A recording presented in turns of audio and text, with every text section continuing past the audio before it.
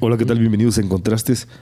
Hoy vamos a platicar sobre un tema muy en especial que me llamó mucho la atención y más en estos días que de repente hubo mucha polémica con un podcast que se llama tal cual, La magia del caos. Se suscitó mucho la polémica sobre la conductora de este podcast y un invitado que es médico, pero que resulta que hace otras cosas mucho más allá. Pero bueno, vamos a hablar de la magia del caos. Tratar de poner puntos en la mesa y para eso tenemos un gran invitado. Paquito. Hola, hola. Muy vulcano. Muy vulcano, sí, no. O dermatomas. Dermatomas. Chistes para la gente que estudia anatomía. La magia del caos. Y hace unos días te hablé para preguntarte precisamente qué tanto estabas inmerso en el conocimiento de esta muy particular o muy particular estilo de magia. Y me dices que pues, algo, pero que podías meterte un poquito más. Sí. ¿Cuándo fue la primera vez que oíste sobre la magia del caos? ¿Cómo se te presentó? Bueno, primero aclarar un punto. Cuando de lo que tratamos de hablar hoy es de magia caos. Magia, caos. Sí. La magia del caos es otra cosa. Estás hablando de un concepto que más bien... Cuando decimos la magia del caos ya lo estamos tomando de lo del secreto y todo esto de manifiesta tu voluntad, ¿sí? Y no se trata de eso. La mal llamamos magia del caos por estas situaciones de la cultura pop que nos la presentó como eso, ¿no? Como el secreto, como ¿cómo le dicen? Yo manifiesto. Es como el trend que salió hace poco de las chicas que dicen yo facturo, ¿no? Sí, o sea, lo mal llamamos en ese sentido. La esposa de Duarte, ¿no? El exgobernador de Veracruz, que sí. Yo merezco riqueza, yo merezco riqueza. Sí, y es que precisamente quería más adelante comenzar a llegar a ese punto. Diferenciar entre la gente que se ha metido a conocer un poquito y a la gente que escucha un concepto y lo quiere copiar y hacerse popular con eso. Sí. Magia caos. Magia caos. Ordo ab caos. Y la magia del caos o la filosofía Ordo ab caos. O sea, son tres diferentes. Ordo ab caos, que es una filosofía muy antigua, magia caos y la magia del caos. Bueno, sí. Hay que entender esto. O sea, la magia caos como tal, como cualquier práctica mágica, parte del hermetismo, ¿sí? O sea, esto ya nos viene desde Hermes Trismegisto, desde Egipto, Grecia y todo. O sea, y por sí solo la figura de Hermes Trismegisto, tú sabes que es una figura que es... se me va la palabra. Cuando le atribuyes cosas a una figura famosa sin estar seguro de si realmente, ¿no? O sea, realmente no sabemos si Hermes Trismegisto fue esa figura cuasi mítica, cuasi deidad. No sabemos si fue Hermes o fueron una muchos colección de filósofos que son Hermes a fin de cuentas, que ¿no? además también en algunos textos lo ponen como que podía haber sido Imhotep. Como que podía haber sido Imhotep, como que pudo haber sido el profeta Idris, incluso en el Islam. Hay referencia en arábica, hay referencia en cábala. O sea, hay un Hermes Trismegisto en cualquier fe, en cualquier región del mundo que se te ocurra. El Hermes al que nos referimos como Hermes Trismegisto es así, sencillito, es el del Kybalion. Es el gran iniciado, es el 3 veces profeta. iniciado. El 3 veces grande, que de hecho eso quiere decir Trismegisto, ¿no? Y se refiere, los egipcios lo refieren como Tot, como Hermes Tot, el grande Tot, el dios de la sabiduría. Y los griegos lo refieren como Hermes, el dios de la sabiduría, el mensajero de lo divino, ¿no? Del conocimiento divino. Y de ahí entonces, todo lo hermético, todo lo cerrado, todo lo secreto. De ahí viene ese concepto de hermetismo, de Hermes Trismegisto, ¿no?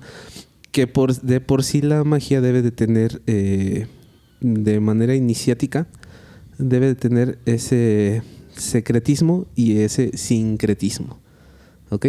Empiezas en un te inicias de manera hermética con un secretismo y un sincretismo.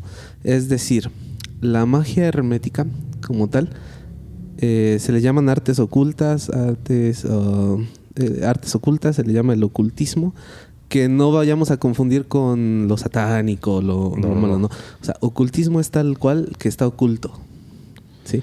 Que sí, no es... Lo podríamos poner como esotérico y exotérico. El ocultismo es lo exotérico, lo esotérico. Ajá. Y lo exotérico es lo que conoce todo el mundo. Pues sí. Para que se sienta un poquito más. Cualquier gente puede encontrar un libro de magia y querer copiar un encantamiento. Uh-huh. Pero solamente la gente que sabe interpretar y que sabe leer entre líneas lo va a poder desarrollar.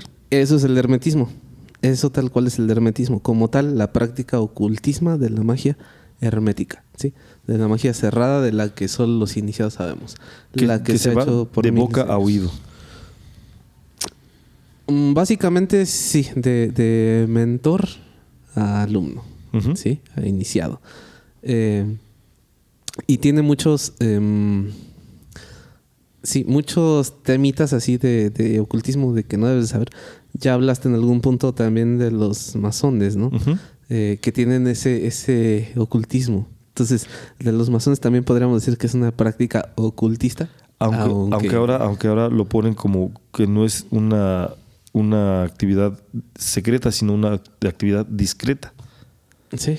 Pero es que ellos son un secreto a voces, si lo piensas. Pero al final de cuentas, el discreto y el secreto van mucho de la mano. Ok, sí. En hermetismo, no tanto. O sea, en hermetismo hay que ser completamente secreto. ¿Sí? Eso es una cosa. Y por otra, lo que te decía del sincretismo. Que el hermetismo se va adaptando a la cultura donde se está iniciando. Por ejemplo, tenemos ritos de brujería griega y de brujería mexicana. Uh-huh. ¿Sí? Y de vudú y de un montón de cosas. Y todas esas son prácticas herméticas que no vas a entender, no lo vas a saber. ¿Sale? A menos que te lo enseñen. Que estés ahí, que vivas inmerso en. Así es. Sí. Y eso, pues muchas prácticas actuales te van a hacer eso, ¿no? Van a ser herméticas, sincréticas y secretas.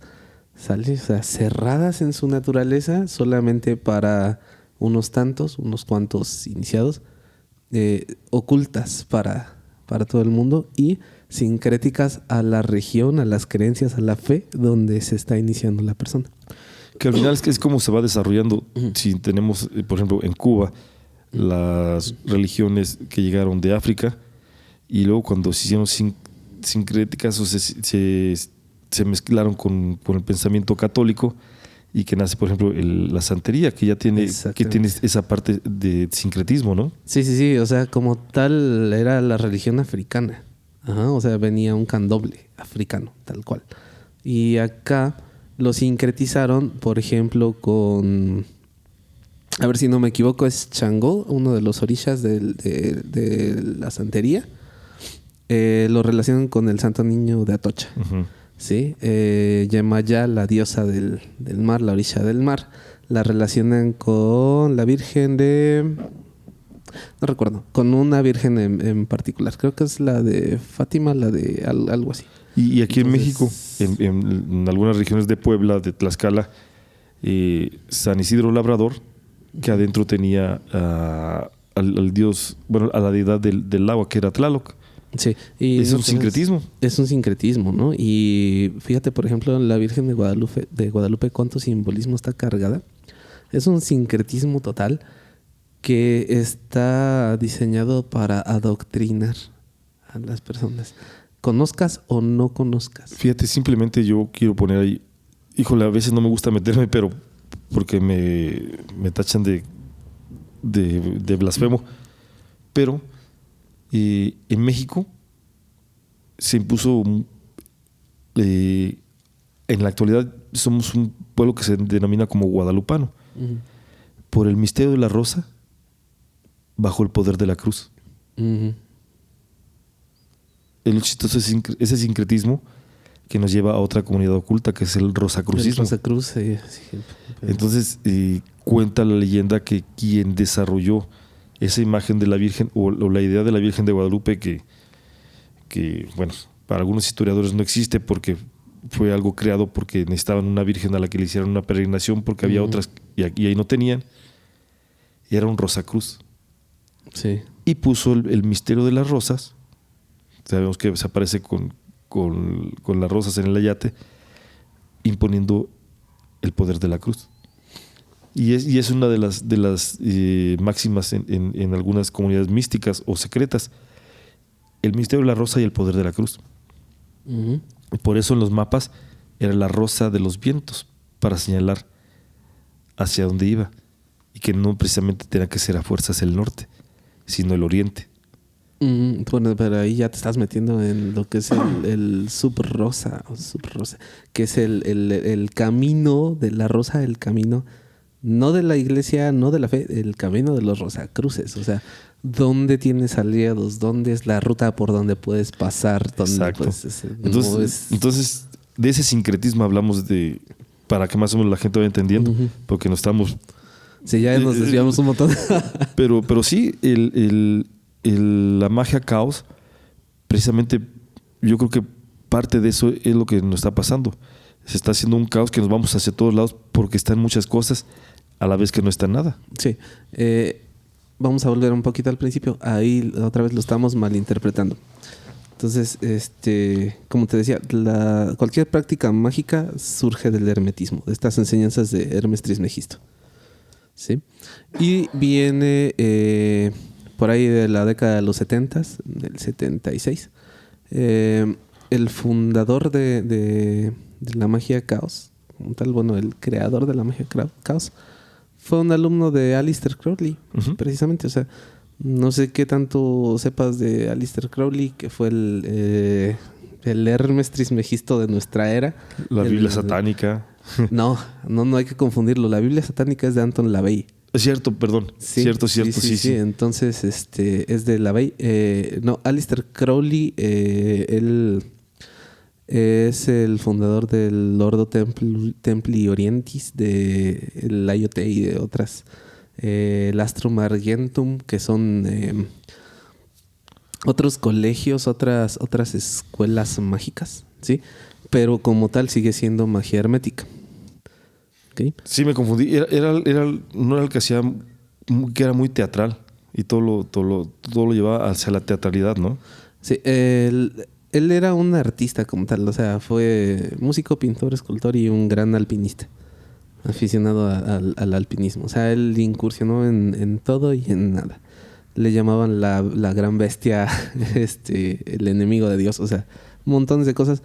Pero como tal fue un gran maestre de la órdenes herméticas, ¿sí? De magia hermética como tal. En una de estas escuelas, déjame te digo exactamente el nombre porque se me olvidó, aquí tengo la nota. Ahí está. Uno de sus alumnos fue Austin Osman Spare, que es como tal el padre de la magia caos, ¿sí? Fue en el 76. Precisamente en el 76, cuando Osman Spare se separa de la Orden del Templo Solar, se separa de Crowley, por sentir que las ideas del hermetismo ya no iban con él, ¿sí? Entonces él propone esto.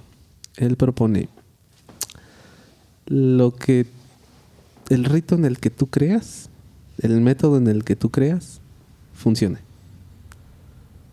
Y la otra gran máxima de Osman Spare es esta. Es igualita que gustó en Ratatouille, que dice que cualquiera puede cocinar. Bueno, Spare dice, cualquiera puede hacer magia. Sí, está al alcance de todos. Cualquiera puede hacer magia. Entonces eso es lo que la separa del gran hermetismo, ¿no?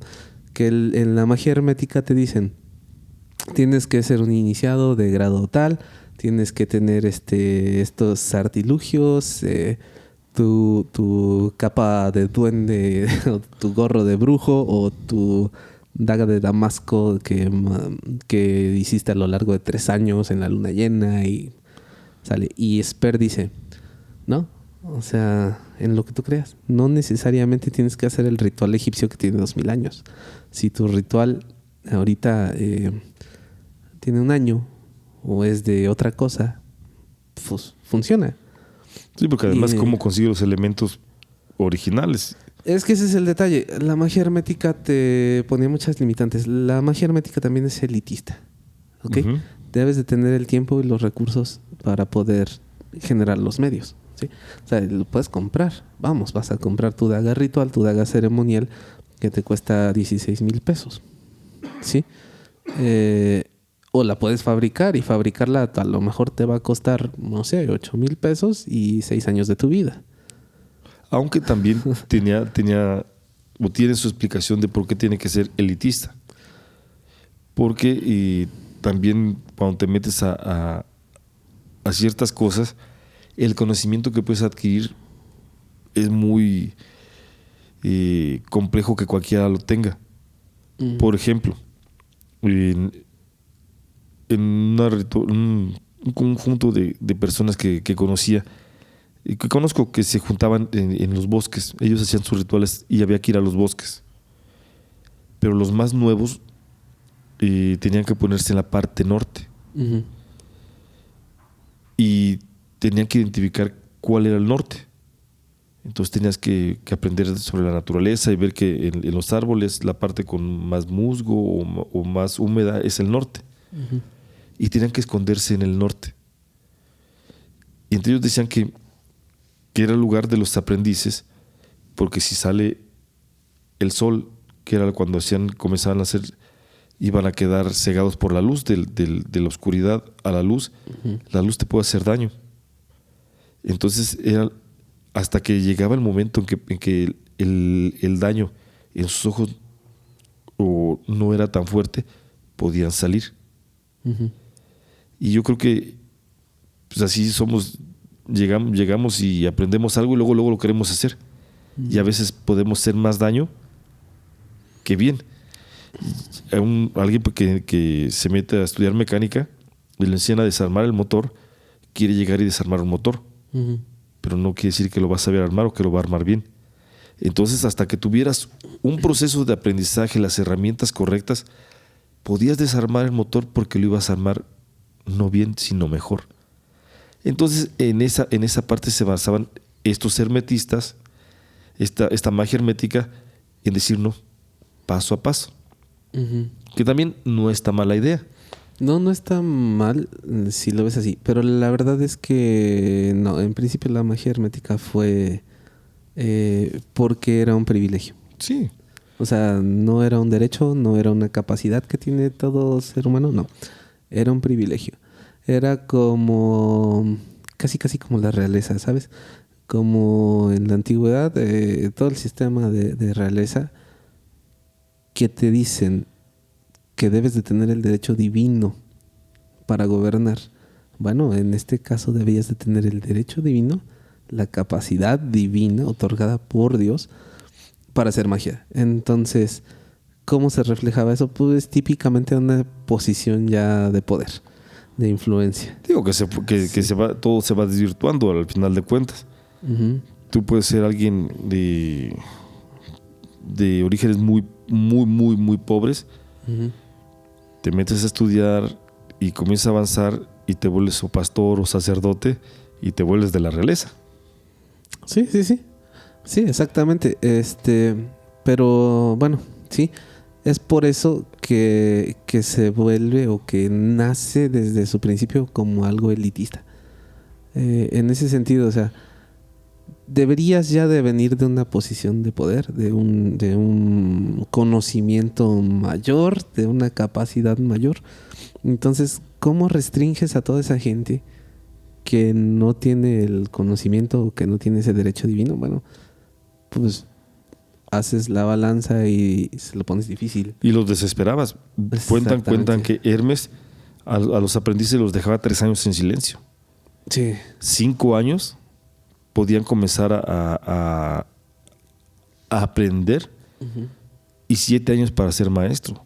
Y estamos hablando que no son los años como los contemplamos ahora, que son 365 días. No eran años solares. Entonces, es mucho tiempo, pero también es un filtro. Yo creo que es un buen filtro. a lo mejor nacías en una familia poderosa, pero a lo mejor no terminabas siendo un sacerdote o un mago, porque no podías estar callado 3 años y te ibas. Ujú. Y son grandes filtros. Y la magia caos es abierta para todo el mundo. Es una prisca teológica. O sea, que se dice que es un principio divino, que se lo dio Dios al hombre en principio desde el inicio del tiempo. Pero no podría ser esa parte de entonces, a mí me dio paciencia y el dinero o la posición económica o social no te da la paciencia. No te la da. Y lo vemos ahorita con esas confusiones que está viendo demasiado la magia del caos y la magia caos. Ujú. Yo creo que estas personas que están tomando la magia del caos abusaron de la magia caos sin conocerla y ya se consideran magos, curan el cáncer, curan todo, pero ni siquiera están siendo coherentes con su origen de la magia caos, porque Sí, ni siquiera la interpretan como tal. Exactamente, ¿no? También hay que tomar en cuenta esto, o sea, Osman Spare como tal es el padre de esto, ¿no? Pero después, posterior a esto, sufre una modificación por 2 grandes magos que son Luis y Carl, que dicen que ya puedes usar, o sea, ya no solamente puedes usar el rito que a ti te parezca, ni tener la fe que a ti te parezca, sino que puedes usar, ¿cómo lo digo? Decía Osman Spare, pídele a Dios y también al diablo, ¿sí? Rézale a Buda, a Jesucristo, a Cthulhu, a quien quieras, no importa si es real, ficticio, nada, si a ti te funciona, funciona. Hay un detalle ahí. La magia, según la magia caos, está en ti. Y el método no es la magia. La magia no es el método. El método es el medio. Es decir, tú puedes hacer tu ritual, pero tu ritual en sí no es la magia, ¿sí? El resultado de ese ritual es lo que va a ser la magia, ¿no? Eso solamente es el método. Entonces, hay que tomar en cuenta esto. Los principios de la magia caos, lo que podríamos decir como regla general, lo que sí son reglas de la magia caos, son 2. El uso de sigilos y el estado de gnosis.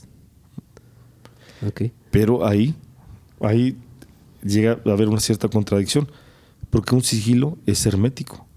No. Porque, y en lo que me baso, tú cuando haces un sigilo, tienes las palabras que vas a ocupar en el sigilo, eliges las letras y con esas letras creas el símbolo, Uh-huh.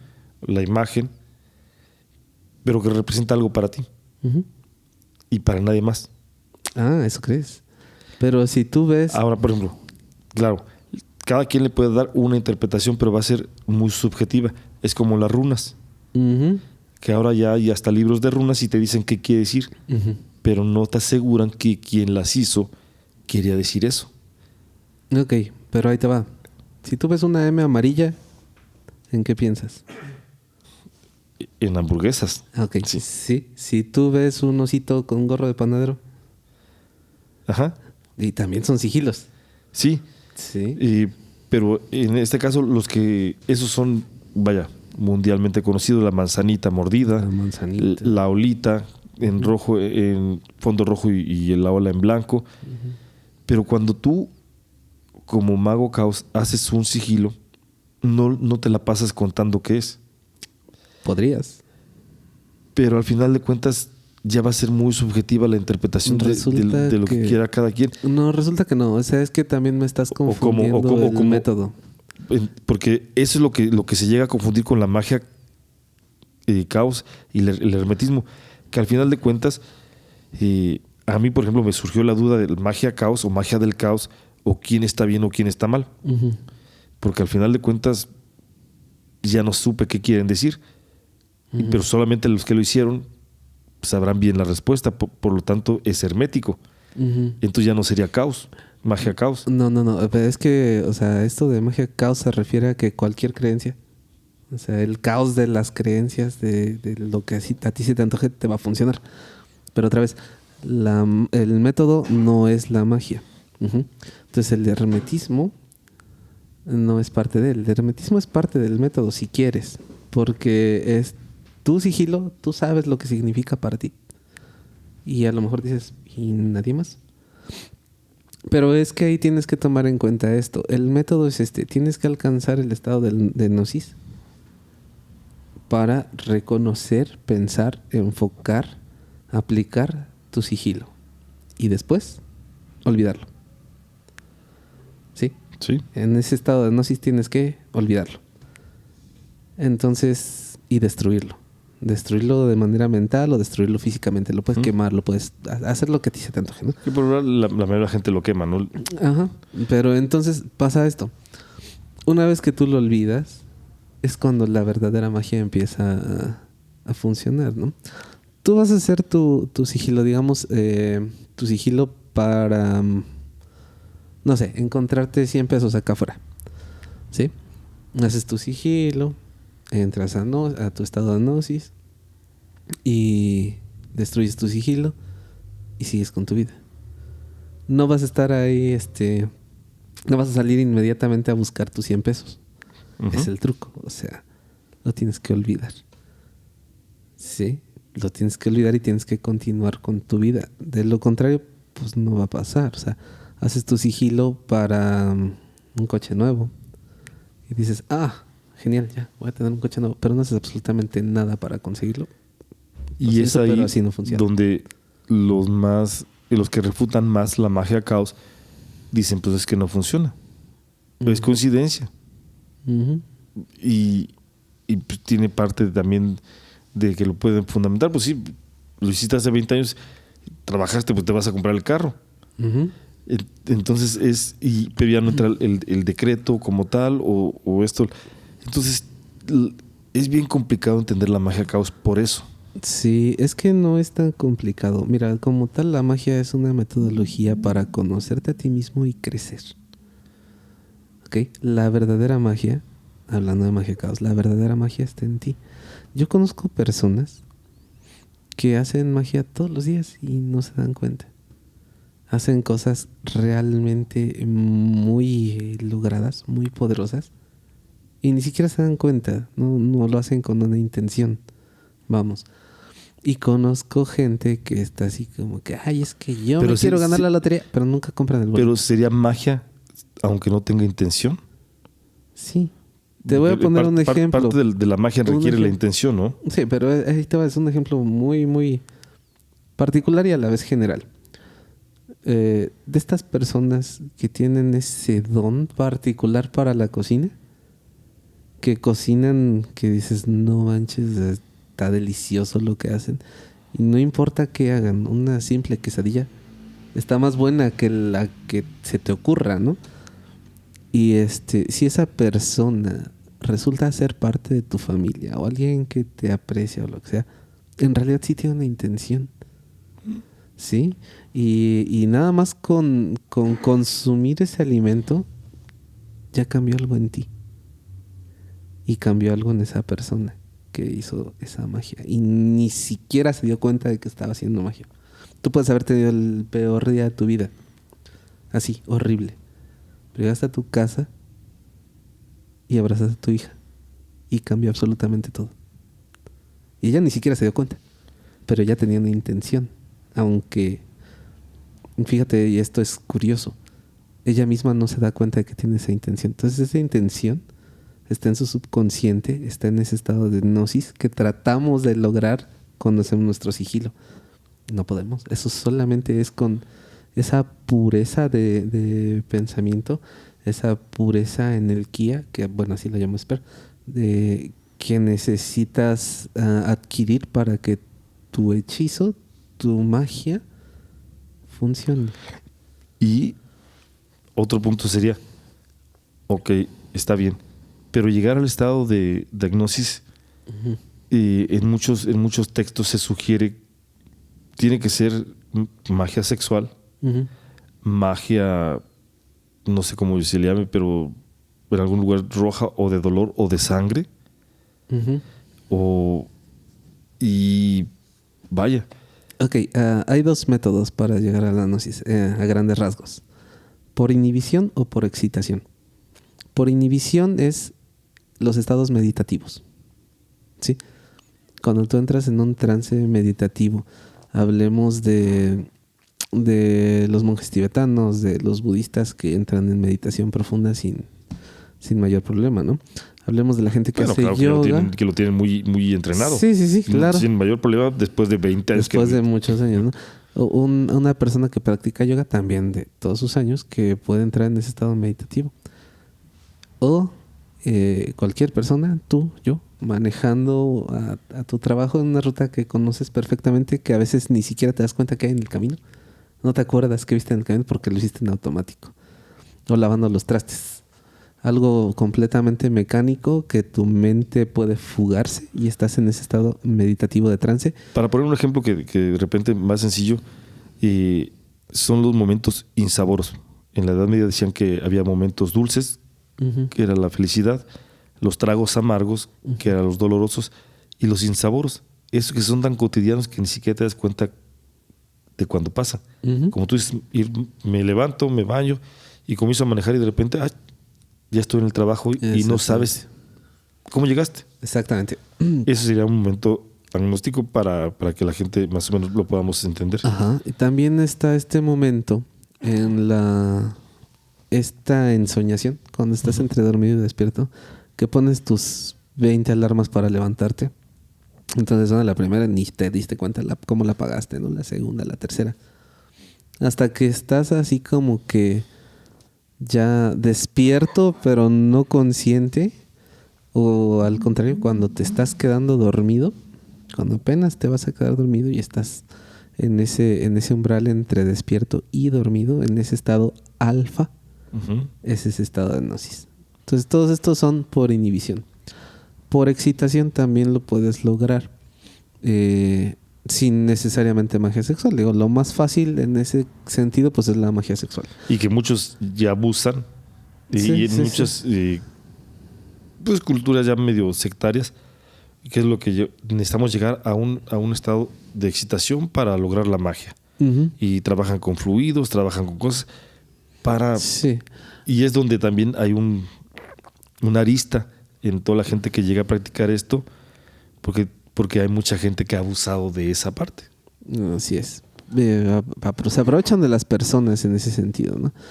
Pero ese estado de gnosis por excitación también se alcanza en deportistas. Uh-huh. Tú lo puedes alcanzar corriendo, lo puedes alcanzar bailando, lo puedes alcanzar artísticamente cantando. también se puede cuando estás tocando. Tú ves a un guitarrista haciendo un solo increíble. Sí. Y cómo llega a ese punto, ¿no? Así es. También enojado. Hay quien produce enojo para hacer magia, caos, enfocada hacia algo malo. Sí, y la excitación, el enojo para lograr esa magia. Sí, pero es mucho más difícil. Bueno, personalmente creo que es mucho más difícil de lograr. Pero tú que eres tranquilo, la gente que es enojona, se prende y vámonos.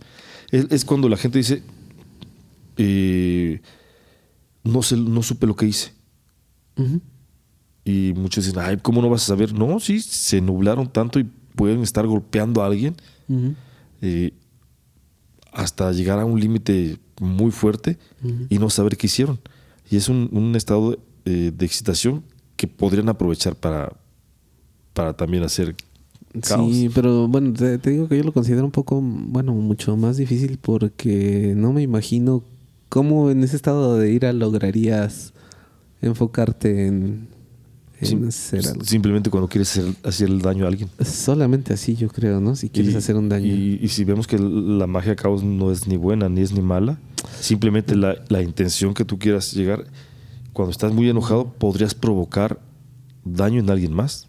Sí. ¿Por qué? Por ese estado agnóstico dentro del enojo, que es un estado de excitación. A fin de cuentas, no importa el tipo de magia, la magia nunca es buena ni mala, ¿no? O sea, es una herramienta. Uh-huh. Es una herramienta. Si tú la usas para bien o para mal, ya es distinto, ¿no? Ya depende mucho de ti. Pero si en ese estado de enojo, yo creo que sí se puede. Y hay mucha gente que maneja mucha magia en ese estado. Sí, solo que eso Vamos a Hitler. ya se llama brujería. Pero Hitler manejaba el enojo. Uh-huh. Y era muy ocultista y era muy de magia. Uh-huh. Y ocupaba el enojo en la gente, la molestia en la gente para lograr lo que hizo. Le faltó un poquito para llegar al culmen de todo lo que quería hacer. Uh-huh. Y Sí. es magia de excitación. Excitaba a la gente. Aldo Lagvanini, de Mago Jefa, tiene un libro sobre la magia del verbo. Uh-huh.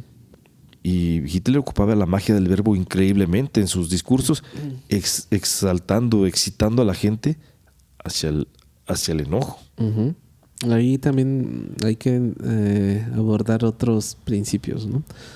Que es la magia como tal frenética, que es esto, ¿no? O sea, un poquito el poder de la palabra, ese mover a las masas o mover a una persona para lograr algo, ¿no? Para generar una magia. Y también hay que considerar esto. En la magia caos, fríamente, o sea, crudamente lo que es la magia caos, es una magia simpática.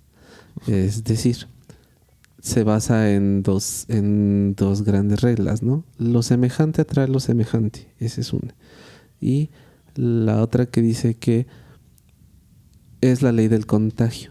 Cuando algo tuvo contacto con una persona o una cosa, ese contacto no se puede romper. Es un poquito como el entrelazamiento cuántico, ¿no? Que tienes dos partículas que pueden estar en distintos puntos del universo, pero si afectas una, se afecta la otra. Un poquito lo que decía Jacobo Greenberg en su teoría sintérgica de que todos los cerebros de la humanidad están conectados. Bueno, algo semejante, ¿no? Nos vamos a meter en muchos... Y que vemos que sí, con el Facebook, ¿no?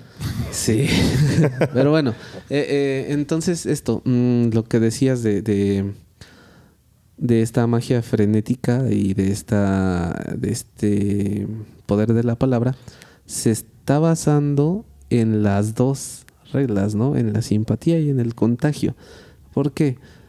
Dicen que la ira engendra ira, y es verdad. Ajá. Uh-huh. Y estás empezando a alterar una mente y otra y otra y otra. Se va contagiando. Otro gran mago, en ese aspecto nos guste o no, pero gran mago del verbo, Charles Manson. También. Sí, también. Y también otro gran ocultista. Y él estaba iniciado en diferentes creencias, uh-huh, de donde desarrolló todo eso. Exactamente. Entonces el poder es una cosa... tremenda, ¿no? Se use para bien o se use para mal. Ahí tienes grandes ocultistas también famosos que viven en Roma y se visten de blanco, uh-huh, y parece que hacen magia blanca. Pero no. Pero es que vaya, híjole, si nos fuéramos a todo eso, si la magia está presente, creamos o no. Uh-huh. Porque mucha gente que dirige el mundo sí cree en ella. Uh-huh. Y tal vez si no como esa versión romántica del Abra Cadabra, pero sí el cómo desarrollan un discurso, uh-huh, cómo se mueven con la gente, cómo se popularizan. Cada uno tiene su chamán o su mago o su brujo o, uh-huh, su Rosacruz o su masón o su sacerdote, lo que quieras, uh-huh, pero siempre está ahí. Sí, claro que sí. Pues es difícil llegar a una conclusión sobre este tema. Te invito a que próximamente regreses a Encontrastes. Claro que sí. Que déjenos dudas. Yo creo que este tema está muy padre. Hoy platicamos por rebote, por simpatía, uh-huh, de muchos otros tipos de magia. Sí, o sea, yo creo que sí habría que diferenciar lo que es, bueno, sí, esto, ¿no? Hoy definimos magia hermética y magia caos. Órale. Hay que separarla de la brujería y de la Wicca y de otras tantas. Sí, no son lo mismo. Sí, no, porque, vaya, los principios filosóficos son muy diferentes. pero lo podemos encontrar en muchas partes. Sí. Te insisto, por ejemplo, lo que ya mencionamos ahorita al final, Aldo Lagbanini con su magia del verbo, y que si lo analizamos, antes de que se escribiera ese libro ya había grandes pruebas, como dijimos, con los discursos de Hitler, con Charles Manson haciendo sus cosas, gente que enfocaba hacia lo bueno. Ay, se me va el nombre de este cantante, el rey del soul. James Brown. Allí, cuando estaba todo lo más fuerte del racismo y los movimientos de Panteras Negras, la presidencia de Estados Unidos le habla a él para que, como un gran brujo, con su música, con su discurso, fue el único que logró parar el gran desastre que podía haber sido Estados Unidos, y a través de la magia del verbo y de la música de James Brown. Eso lo vamos a abarcar. Te invito a que platiquemos ahora sobre la magia del verbo y todos esos grandes discursos y todas esas cosas que podemos encontrar y cómo las manejaron, porque es una magia muy interesante. Sí, y lo que es el trance acústico, o sea, lo que es la magia chamánica, como tal, es entrar en un trance acústico, tambores, cantos ceremoniales, es un mundo. Sí, porque James Brown decía: ¿qué instrumento estás tocando? La guitarra. No te quiero. ¿Qué instrumento estás tocando? La guitarra. No. Hasta que llega el guitarrista. ¿Qué instrumento estás tocando? Un tambor. Perfecto, tú eres el guitarrista. ¿Qué instrumento estás tocando? Un bajo. No te quiero. Y todos los instrumentos para él tenían que ser un tambor. ¿Por qué? Porque hacía magia. Hacía magia. Citando a Albus Dumbledore, las palabras son nuestra más inagotable fuente de magia, capaces de curar o de causar daño.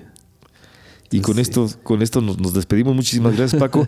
Y Gracias. Recuerden dejar comentarios de todo lo que quieran que platiquemos. Vamos a tener casi de la casa a Paco, porque platicamos muy rico y de muchas cosas que quedan apuntadas ahí. Ahí quedan pendientes. Dejen comentarios, den like y en serio piensen si la magia existe o no. Hoy platicamos y vimos que en algunos lugares donde ni cuenta te das está la magia. Esto es En Contrastes. Muchísimas gracias. Gracias.